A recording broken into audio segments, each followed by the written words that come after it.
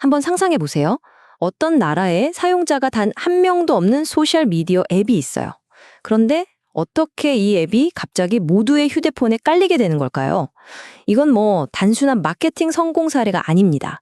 바로 오늘 우리가 파헤쳐볼 이 디지털 시대의 아주 특별한 성공 전략이죠. 이건 그냥 광고에 돈을 쏟아붓는다고 해결될 문제가 아니거든요. 왜냐하면 디지털 플랫폼의 성공 법칙은 우리가 알던 자동차나 냉장고 같은 제품을 파는 것과는 완전히 다른 게임이기 때문입니다. 이 새로운 게임의 중심에는 바로 아이비즈니스 기업이라는 설수들이 있습니다.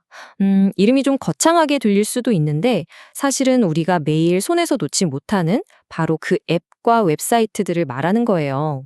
여기서 가장 중요한 단어는 가치의 공동 창출입니다. 이게 무슨 말이냐면요.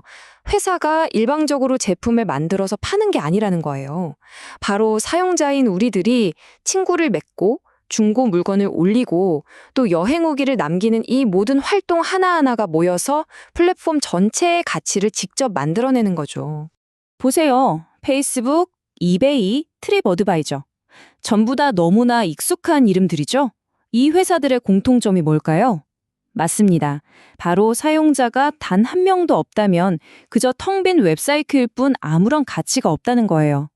그리고 바로 이 점이 이들의 해외 진출을 완전히 다른 차원의 도전으로 만들어버립니다. 그럼 이 회사들이 완전히 새로운 시장의 문을 두드릴 때 정확히 어떤 문제에 부딪히는 걸까요? 한마디로 아웃사이더로서 겪는 아주 근본적인 장벽에 직면하게 됩니다. 옛날에 전통적인 글로벌 기업들은 해외성의 불리함, 즉 로아프라는 걸 걱정했어요. 현지 법이나 문화를 잘 몰라서 생기는 그런 문제들이었죠. 하지만 디지털 플랫폼에게는 훨씬 더 치명적인 문제가 있습니다. 바로 아웃사이더의 불리함, 로어인데요. 이건 지식의 문제가 아니에요.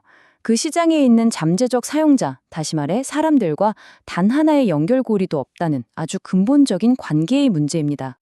그래서 임계 질량이라는 개념이 정말 중요해집니다. 어떤 플랫폼이 쓸모가 있으려면 최소한의 사용자는 있어야 하잖아요. 한번 솔직하게 생각해 보세요. 친구가 아무도 없는 소셜 네트워크에 여러분이 첫 번째로 가입하시겠어요? 바로 이 느낌이에요. 텅 빈 파티에 첫 손님으로 들어서는 그 어색한 기분. 이게 바로 디지털 플랫폼이 겪는 딜레마죠. 아무도 춤추지 않는 댄스플로어는 그냥 텅 빈 공간일 뿐이잖아요. 누군가 용기 내서 춤을 추기 시작하고 그걸 보고 다른 사람들이 하나둘씩 모여드는 네트워크 효과가 일어나기 전까지는요. 자, 그럼 이 텅 빈 파티 문제를 도대체 어떻게 해결할 수 있을까요? 첫 번째 해법은 의외로 가까운 곳에 있습니다. 파티장을 채우려고 밖에서 모르는 사람을 데려오기 전에 이미 내가 알고 있는 사람들을 먼저 활용하는 거죠. 여기서 소셜 네트워크 이론이 아주 명쾌한 해답을 줍니다. 핵심 아이디어는 이거예요. 당신의 플랫폼은 국경 안에만 갇혀 있는 게 아니다. 즉, 기존 사용자들이 전 세계에 가지고 있는 인맥이 새로운 시장으로 들어가는 수많은 다리가 되어준다는 겁니다. 예를 들어볼까요? 독일에 있는 우리 플랫폼 사용자가 프랑스에 있는 친구한테 이 앱 진짜 좋아 라고 추천한다고 생각해보세요. 이 간접적인 연결은 우리가 돈 써서 하는 광고보다 훨씬 강력한 신뢰를 만들어내죠. 그러니까 결국 사용자 기반이 클수록 그리고 더 여러 나라에 퍼져 있을수록 새로운 시장으로 놓을 수 있는 다리가 더 많아지는 셈입니다. 이 인용구가 핵심을 정확히 짚어주죠. 실제 기업인 로드제넥스의 관리자가 말하길 독일에 있던 자신들의 네트워크가 프랑스 시장의 문을 여는 열쇠였다는 거예요. 이건 그냥 그럴듯한 이론이 아니라 실제 현장에서 증명된 전략이라는 뜻입니다. 그런데 만약에 활용할 만한 기존 네트워크가 아예 없다면 어떡할까요? 혹은 그것만으로는 성장 속도가 너무 느리다면요? 바로 그럴 때 맨 땅에서부터 사용자를 폭발적으로 끌어모으는 두 번째 전략이 필요한 겁니다. 자, 이럴 때 꺼내드는 게 바로 혁신 확산 이론이라는 아주 강력한 도구 상자입니다.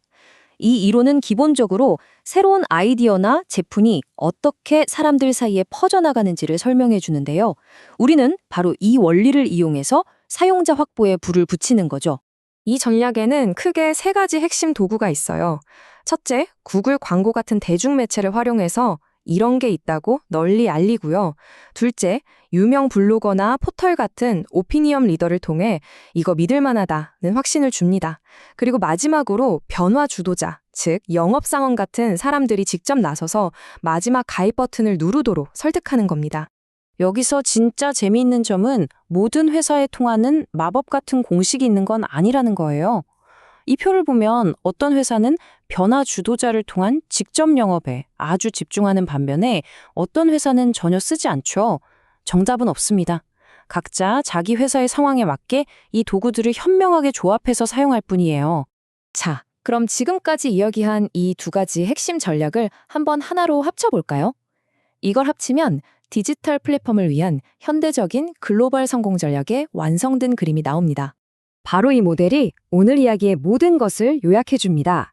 위쪽에 있는 소셜 네트워크 이론은 우리가 이미 가지고 있는 자산, 즉 기존 사용자라는 다리를 어떻게 활용할 것인가에 대한 답이고요.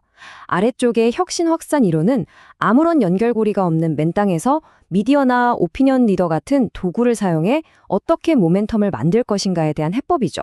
결국 이 두 개의 엔진, 즉 기존 네트워크를 활용하는 것과 새로운 사용자를 채택시키는 이 과정이 잘 맞물려 돌아갈 때 비로소 목표 시장에서 진짜 의미 있는 성공을 거둘 수 있는 겁니다.